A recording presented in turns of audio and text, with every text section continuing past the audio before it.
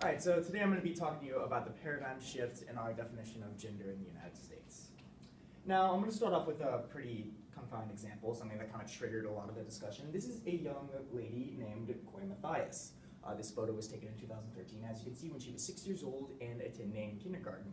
Pretty normal-looking little girl, dainty feminine features. She's got the long hair. She's a cute little posture. She's wearing a dress. However, there's one critical detail that separates her from the majority of little girls that you and I know, and frankly, from the majority of people's definition of a little girl, and that is, she's a biological male. Yes, she has an XY chromosome, presumably has all the baggage and whatnot, and is male, and made the decision to join approximately 0.03% of Americans to make the transition to the other gender when she was in kindergarten. Very, very young.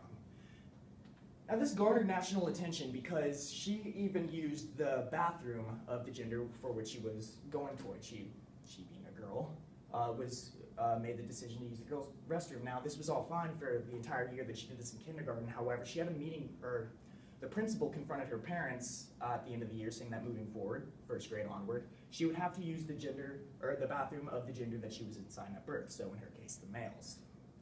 Now, this infuriated them, and they withdrew her from school, filed a civil action lawsuit, and then that was overturned. She was then allowed to use whichever bathroom she pleased, and that brought it into the larger scale attention. This resulted in bathroom bills being presented in multiple state senates. To note a few, there's California. California recently passed a bill that goes into effect this year, stating that any government building has to have gender-neutral bathrooms to accommodate transgendered folks. Now, North Carolina, conversely, passed a bill saying that you had to explicitly use the bathroom of the gender that you were assigned at birth. However, this was overturned because it was noted that it discriminated against transgender people. Now, this raises a lot of questions. Clearly, we have a different definition of gender than we did in the past. Another issue that brought it into public attention was the transformation of athlete and world-renowned superstar Bruce Jenner to Caitlyn Jenner. This was done in 2015 and has been the topic of much debate and has further sensationalized and mainstreamed transgenderism. Now, what exactly is the paradigm shift? Well, before describing it to you, I find it necessary to give you a couple definitions. First of all, there's sex. No, not that sex. Sex that refers to whether or not you are male or female in the biological sense. It's a reproductive term. Now, there is gender. Gender is not entirely removed from sex. It is the behavioral, cultural, and psychological traits typically associated with one's sex. Note the word typically. Now, someone who rolls with the gender of their sex is someone who is cisgendered.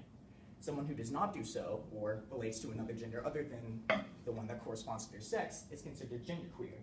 This could refer to transgender, gender fluid, and androgynous, among many other things. They have quite a few terms. Now, these terms themselves are not the paradigm shift. They've been around since, not antiquity, but they've been around for quite some time. The paradigm shift is the fact that it became so mainstream. It became the reality that gender was separate from sex. Now, I find this to be very well embodied in the American Psychiatric Association's policy. In 1980, they established the term gender identity disorder, which is simply, now this is paraphrased because the definitions that I found were very long. Gender identity disorder was a phenomenon in which an individual does not identify with the gender that corresponds to their biological sex. So, Coy Mathias.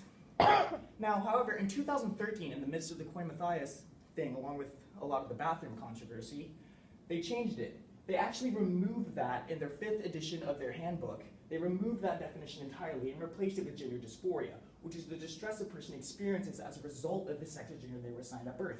Notice the rhetorical difference. This is implying that simply by thinking that you were something other than the sex that you were assigned was the illness in and of itself.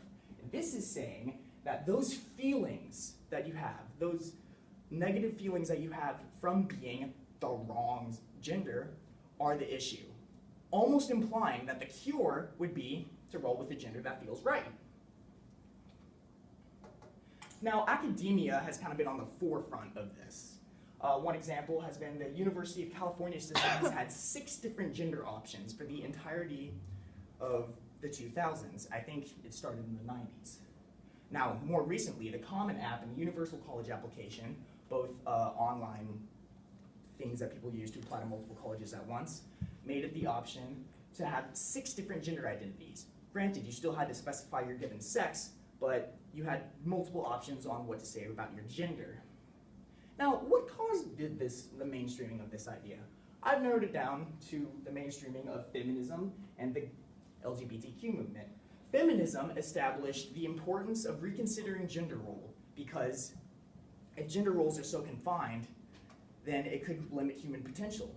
This is backed up by the feminist idea of non-essentialism, or the belief that something does not have to have certain characteristics in order to be categorized as something. I really don't feel like I have to elaborate on the LGBTQ movement. They're part of that movement, and as the movement became mainstream, of course they became more mainstream.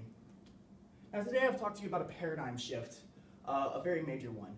It's most obviously a social shift, however, it has major biological and metaphysical implications on how we go about our lives and how we think about things. I hope you will consider that next time you see someone and wonder, what are they?